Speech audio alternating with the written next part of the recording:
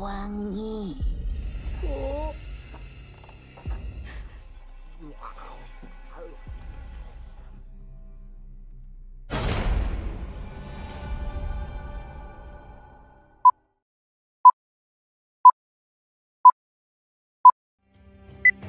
Adegan dimulai dengan Sekar yang sedang melakukan ritual dengan seorang dukun bernama Ma Ambar. Ritual itu bertujuan membuat rumah makannya laris sehingga ia bisa menghidupi ketiga anaknya. Kula nurut kana parentah karuhun. Pasihan kula anu dipikahoyong. Kula janji bakal setia ka karuhun. Mun kula ingkar, kula siap nanggung segala akibatnya. Beberapa tahun kemudian, terlihat Sekar sedang sibuk mempersiapkan anak-anaknya untuk pergi sekolah.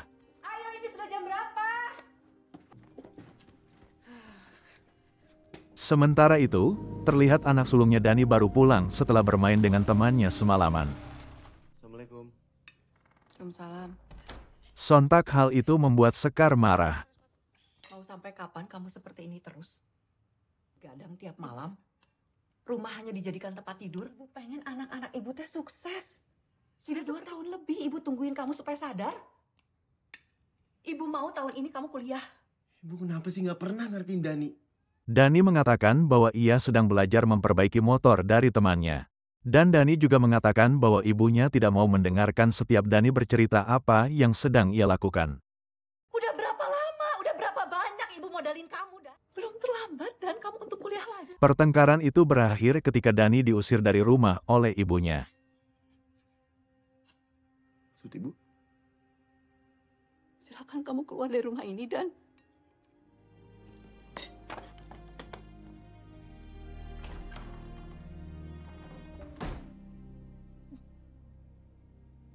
Ikan apa? Ikan mujair. Ikan mujair 3 kilo ya. Terlihat Sekar sedang berbelanja di pasar. Pak, mau ayam? Ini dipotong 10 punten. Sekembalinya dari pasar, tak lupa ia menyalakan rokok untuk sesajen. Ia menggunakan makhluk halus untuk melariskan dagangannya. Adegan berpindah ke sekolah Ratna. Terlihat Ratna sudah dijemput oleh kekasihnya. Malam harinya, terlihat Ratna sedang sibuk chatting dengan kekasihnya. Sehingga Dodi yang meminta tolong untuk diantarkan mengambil air minum tidak ia hiraukan. Udah haus, Mami. Udah kakak lagi sibuk, sana ambil sendiri. Dodi pun memberanikan diri mengambil air minum sendiri. Sesampainya di sana, dia merasa ada sesuatu sehingga ia ketakutan dan mengurungkan niatnya.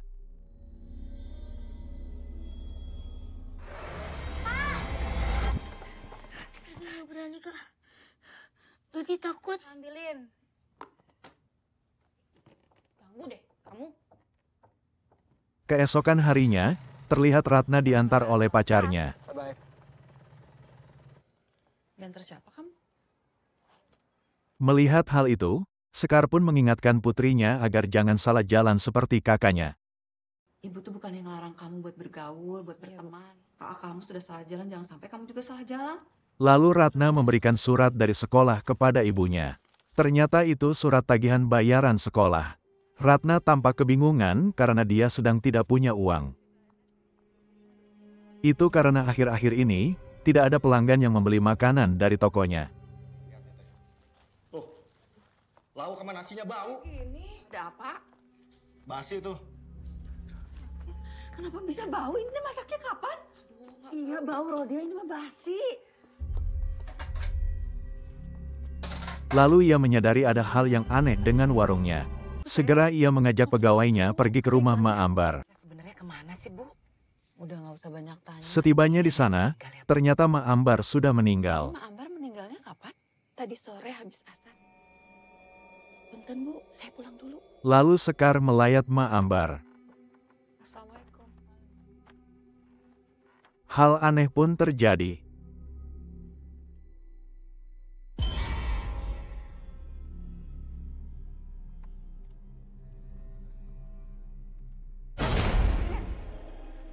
Nek, Jenazah Ma Ambar bangun dan memuntahkan cairan hitam ke wajah Sekar. Segera Sekar membasuh dan membersihkan wajahnya. Ibu teh kenapa? Kenapa itu? Adegan berpindah kepada Dodi yang sedang asik menonton film horor di rumahnya. Tiba-tiba ia dikagetkan dengan suara ketukan pintu. Ternyata itu adalah ibunya. Ibu? Namun ia merasa ada yang aneh dengan ibunya. Tutup Antona! Iya, Dodi. Dodi mengatakan bahwa ibu sudah pulang, akan tetapi sikap dan perilakunya tidak seperti biasanya. Iya, mungkin ibu lagi capek kali, dong. Tiba-tiba terdengar suara ketukan pintu. Saat pintu dibuka, ternyata ibu yang mengetuk pintu. Melihat hal ini, Dodi pun bingung. Bilang ibu udah pulang. Itu ibu.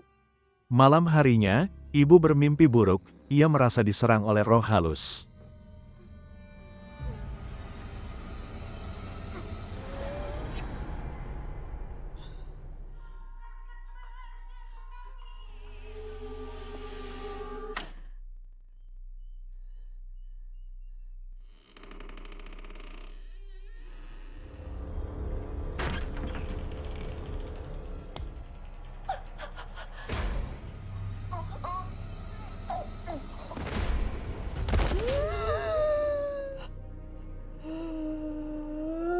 Esok harinya terlihat Sekar sedang berada di sekolah Ratih. Sekar berniat mengajukan penangguhan jatuh tempo pembayaran uang sekolah Ratih. Setelah dicek, ternyata bayaran sekolah Ratih sudah dilunasi oleh Dani. Bentar Bu, saya cek ya. Ini untuk pembayaran SPP-nya sudah lunas. Di situ tertera tanda tangan Dani. Makasih ya. Segera ia menghubungi Dani. Kamu yang bayar uang sekolah Ratna. Iya Bu. Alhamdulillah, Dani sekarang udah kerja Bu. Semoga aja uangnya kamu dapat dari hasil yang baik. Adegan berpindah kepada Birodia yang terlihat sibuk melayani para pembeli.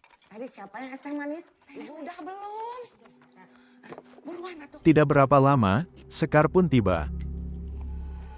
Ketika turun dari mobil, dia melihat warungnya tampak kotor dan bau. Dan kondisi di dalam lebih aneh lagi, konsumen yang membeli makanan tidak lain adalah makhluk halus.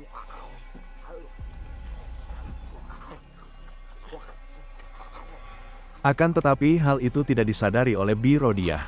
Dia terlihat gembira karena warungnya terlihat ramai dan banyak pembeli. Dia tidak menyadari bahwa yang membeli makanan adalah makhluk halus. Hari ini teh warungnya rame. Ini tadi. Hari ini kita dapat duitnya teh banyak. Alhamdulillah. Segera Sekar pergi ke orang pintar untuk meminta petunjuk dalam menangani masalah yang ia hadapi. Permisi. Ada yang bisa saya bantu? Usaha saya 3 bulan terakhir ini macet. Tulis nama kamu. Kepala kamu ke sini.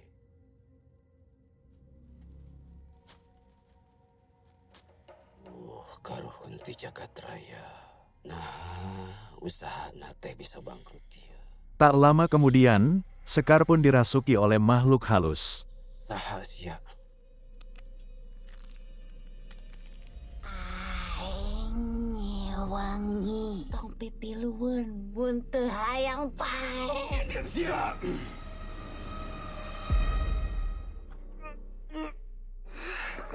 Ada sesuatu di badan kamu.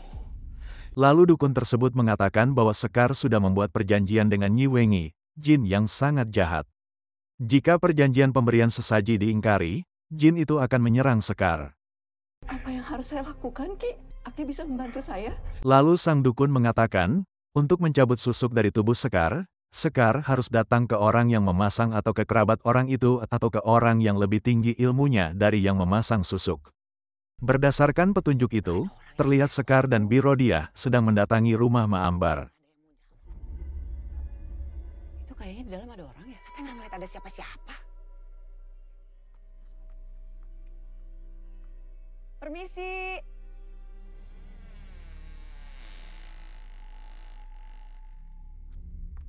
Punten. Permisi.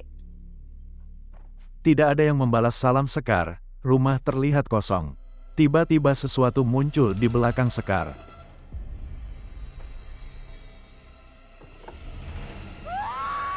Sekembalinya dari rumah Ma Ambar, Sekar terlihat diam tidak banyak bicara. Ini Bibi. Dodi melihat ada sesosok makhluk halus di belakang ibu. Ibu kenapa? Ibu kamu diam aja. Bibi pulang dulu ya. Nanti kalau ada apa-apa kabarin Bibi. Ada yang ngikutin ibu di belakang. Serem banget, Kak.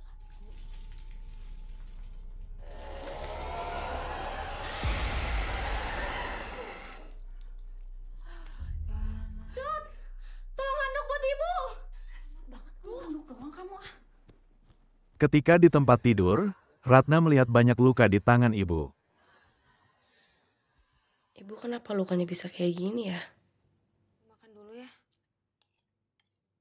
Ketika makan, tiba-tiba Sekar muntah. Bu. Dan tiba-tiba Dodi kejang-kejang. Terlihat sosok makhluk halus berdiri dan menatap mereka. Tiba-tiba terdengar telepon berdering. Ternyata itu Dani. Ibu muntah-muntah. Ya udah, kamu yang tenang ya. Bibi sekarang. Segera Ratna pergi meminta pertolongan Bi Rodiah.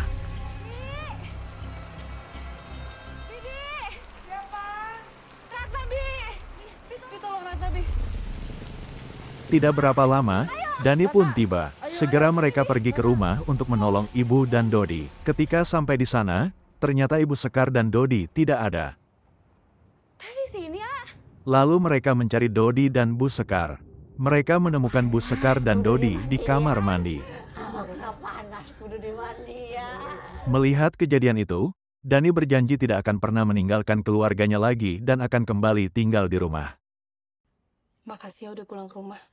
Dan janji, nggak akan ninggalin kalian lagi. Kamu sudah pulang belum?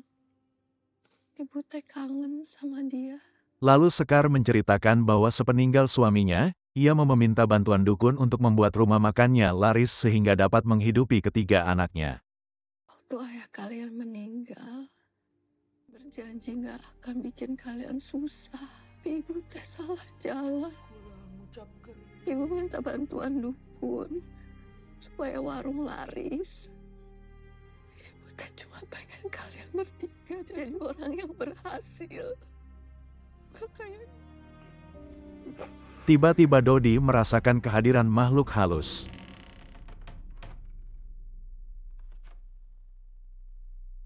Kak, ada yang datang. Segera Dani pergi mengecek. Ketika di luar kamar, tiba-tiba pintu kamar tertutup. Dan Bu Sekar pun kerasukan roh halus. Lalu Bu Sekar mengamuk dan menyerang Ratna.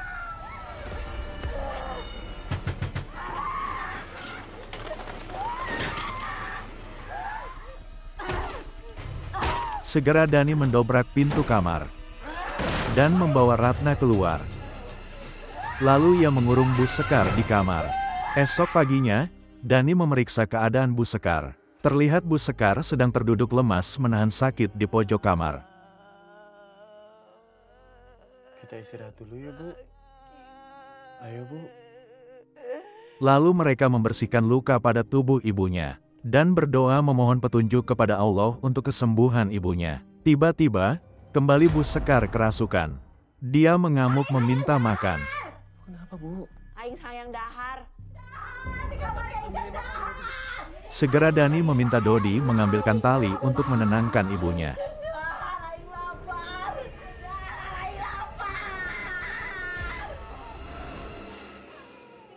Setelah Bu Sekar tenang, Dandi pun mengumpulkan para ustadz dan kerabat untuk berdoa bersama mengusir roh jahat dari dalam tubuh Ibu Sekar. Tahlilannya udah mau mulai. Assalamualaikum. Ketika pengajian berlangsung, tiba-tiba Bu Sekar mengamuk.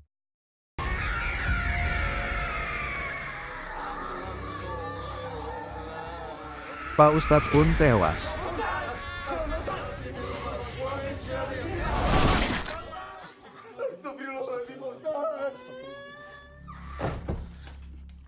Pasca kejadian itu, Dani menerima telepon dari Bi Rodiah yang mengatakan bahwa ada seorang kiai yang dapat membantu mengusir jin dari tubuh ibunya. Kiai itu bernama Kiai Bagja dan Bi Rodiah akan mengantarkan ke tempat kiai itu.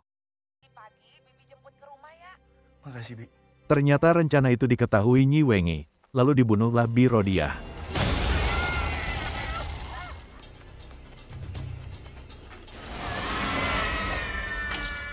Adegan berpindah ke rumah Bu Sekar, di mana terlihat beberapa orang sedang menyiapkan tandu untuk Bu Sekar. Sementara itu terlihat Dani dan Ratna sedang mencoba menghubungi Bi Rodiah yang akan mengantarkan ke rumah Kiai Bagja. Mana, Nak? Nggak diangkat, A. Kita harus ke rumah Bi Rodiah sekarang.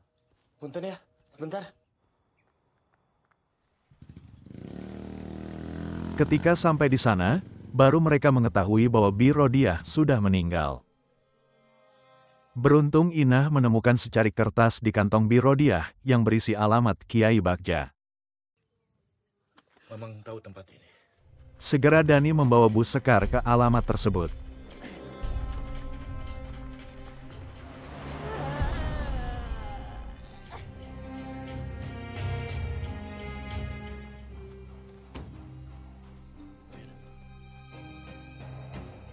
Menjelang maghrib, salah satu pengantar mengingatkan Dani untuk berhenti sejenak untuk melakukan sholat maghrib. Yuk.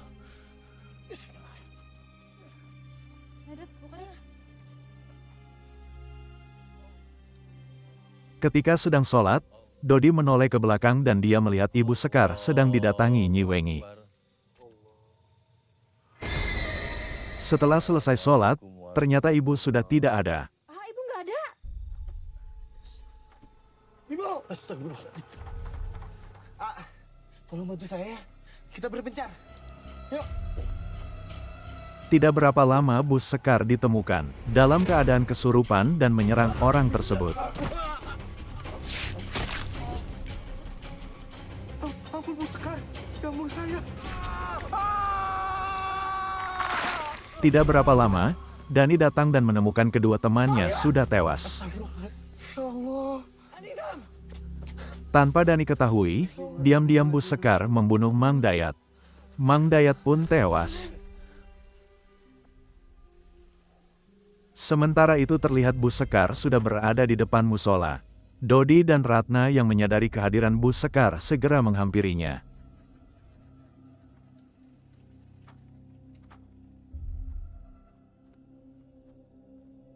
Bu, Ketika didekati, tiba-tiba Bu Sekar menyerang Dodi dan Ratna.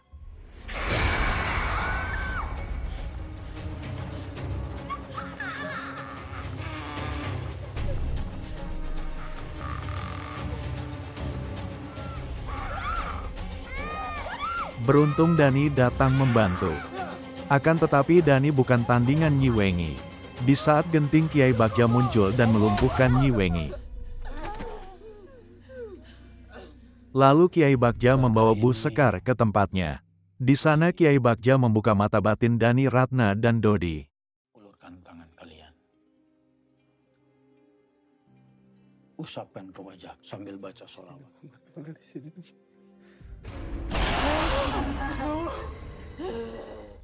Allahu Akbar. Untuk mengeluarkan jin dan jimat dari dalam tubuh Ibu Sekar, Pak Kiai meminta Dani mengambil tanah kuburan dukun yang membantu memasang jimat di dalam tubuh Bu Sekar, dan sebutir buah kelapa hijau tunggal dari pohon kelapa yang buahnya hanya ada satu. Sebelum pergi, Pak Kiai memberikan air kepada Dani untuk berjaga-jaga apabila ada makhluk halus yang mengganggu di perjalanan. Dani segera pergi mencari kelapa hijau dan tanah kuburan yang diminta Pak Kiai. Ketika sampai di TKP, segera Dandi menanyakan makam Ma Ambar kepada warga setempat. Kalau makamnya di mana ya? Lurus, nanti ketemu makamnya. Sesampainya di makam, segera Dani mengambil tanah makam tersebut. Tiba-tiba terdengar bisikan yang melarang Dani mengambil tanah makam itu. Entang nyokot tanah kuburan iya bisa cilaka. Tanah makam pun dipenuhi oleh belatung. Dan muncul banyak pocong mengelilingi Dani.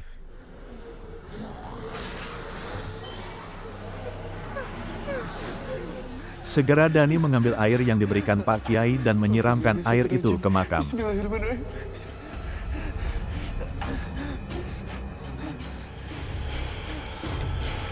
Pocong pun hilang. Segera Dani mengambil tanah kuburan dan pergi meninggalkan makam tersebut. Dan melanjutkan mencari buah kelapa hijau yang dikatakan Pak Kiai. Ketika di jalan, dia merasa frustasi karena tidak tahu harus mencari kemana. Tiba-tiba sosok Bu Sekar muncul dan menuntun Dani menemukan buah kelapa hijau yang dikatakan Pak Kiai.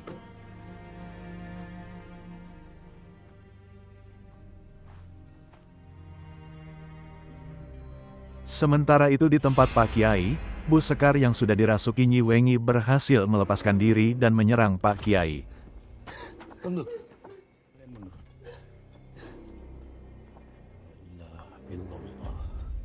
Muhammad. Olah pipilun mana?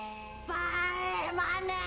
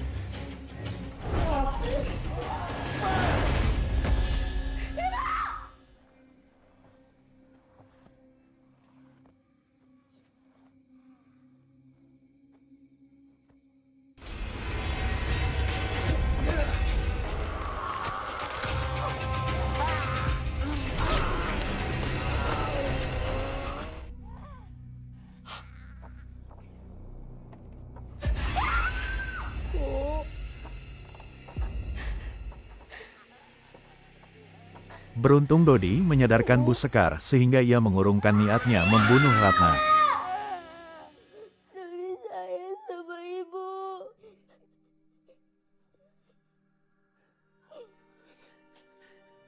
Namun tidak berapa lama, Nyi Wengi kembali menguasai Bu Sekar.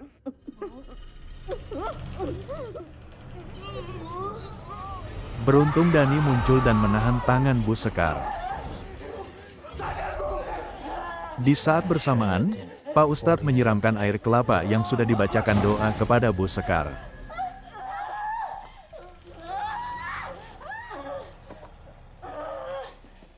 Mendekatlah.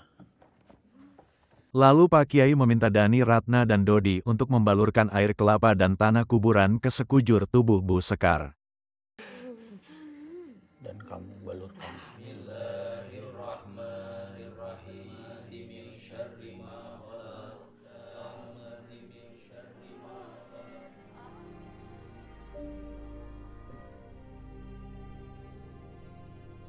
Tidak berapa lama, Bu Sekar meminta minum. Lalu Dani dan Ratna membangunkan Bu Sekar.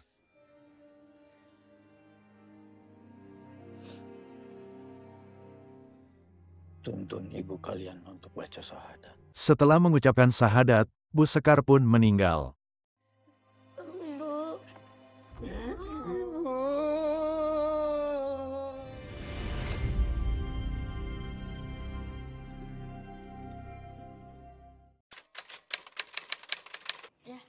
Ratna, opornya mana? Sebentar lagi jadi teh. Oh iya mas.